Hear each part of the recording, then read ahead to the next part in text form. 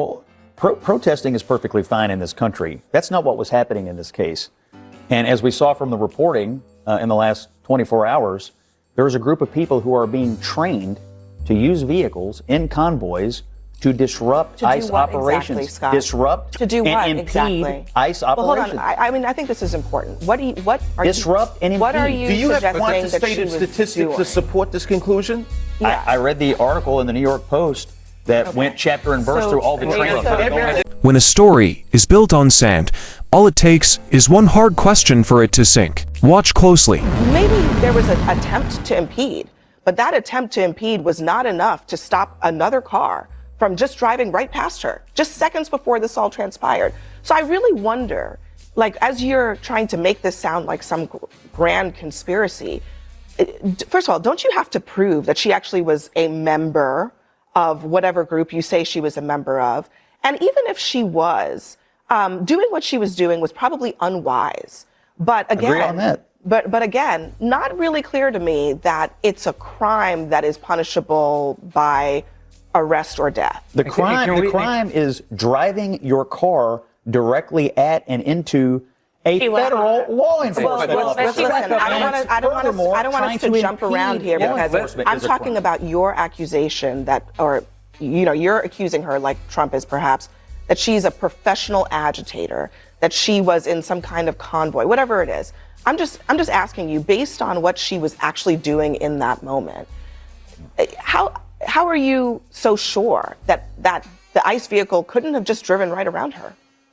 Look, all I can do is look at the video, listen to what the witnesses have said, and look at the facts. These people in these convoys are following ICE around, actively trying to impede law enforcement activity. That's number one, and yes, that is a crime. Is following ICE around a crime? And number two, they are also being trained ICE around a to crime, actively Scott? impede. For the purpose of impeding them, yes. Is following ICE around a crime? For the purpose of impeding But them, yes. what do you mean by impeding? No, it is not. Getting in their way, interfering with the discharge of their duties. She was literally riding them through. Can we talk about? I get that. I know it's not convenient to your narrative, but there's training to impede and obstruct. I feel like I'm taking. But that doesn't justify getting shot. And there's a cause and a. Scott Jennings said it feels like I'm taking a crazy pill. Precisely. This is the sound of a narrative overheating. When a story detaches from reality, like The Matrix, reality pushes back.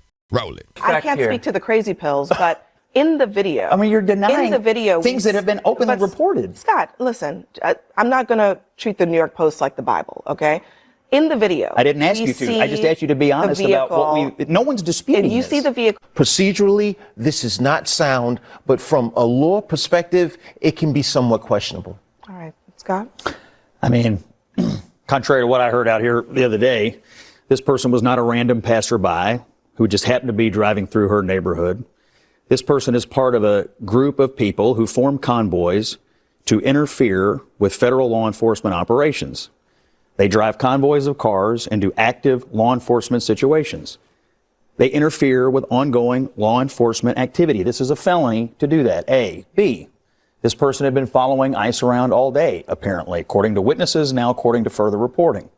C, they didn't follow lawful commands to stop, get out of the car. D, they accelerated a car into the officer. It clearly hit the officer. I don't understand how you could watch this video and all the other videos that have come out and not come to the conclusion that this is an unfortunate, tragic situation that was caused by someone, the person driving the vehicle, using extraordinarily poor judgment from top to bottom. Doesn't make me happy. I don't like it. I hate this. I don't like it when U.S. citizens or anyone dies in any kind of a engagement with law enforcement like this.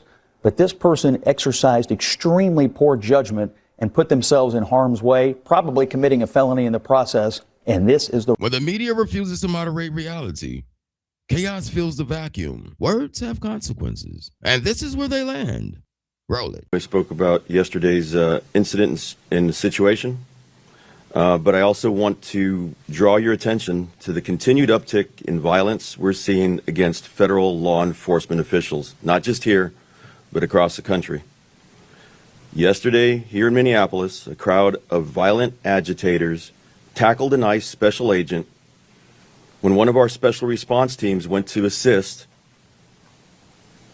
A protester literally bit off part of that agent's finger. Situation in Minneapolis post Alex Preddy's killing has become so intense that a finger of an ICE agent has been bitten off by a protester. An individual approached U.S. Border Patrol officers with a 9mm semi-automatic handgun. This isn't isolated. This is what happens when information is filtered and moderated incorrectly. Roll it. We don't get no justice. They don't get no peace.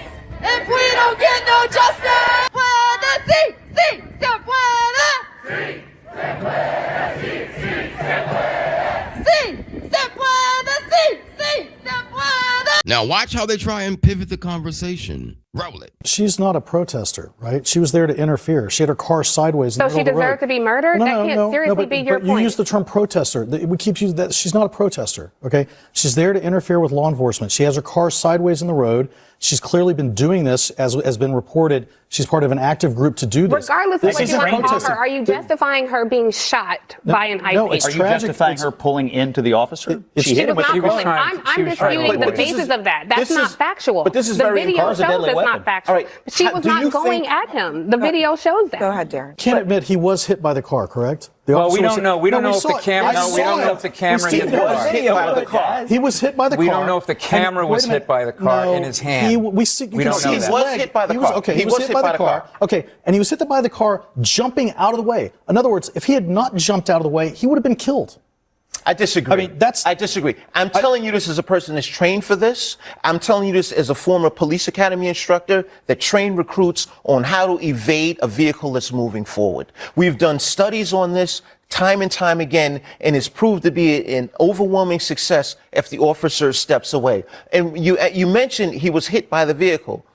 It is a problem that he was hit by the vehicle, but was he injured? Do you think there was a genuine injury? She was turning away. But he jumped. Should he wait to get crushed to death and then fight back? But even the video shows he was turning away from her. So he was raised by the car. She was not driving her car at him. I mean, we could just look at our eyes, the video, and see. Let's be clear. This isn't about Scott Jennings versus CNN. This is about common sense walking into the room and them refusing to recognize it. Scott Jennings isn't loud. He isn't theatrical.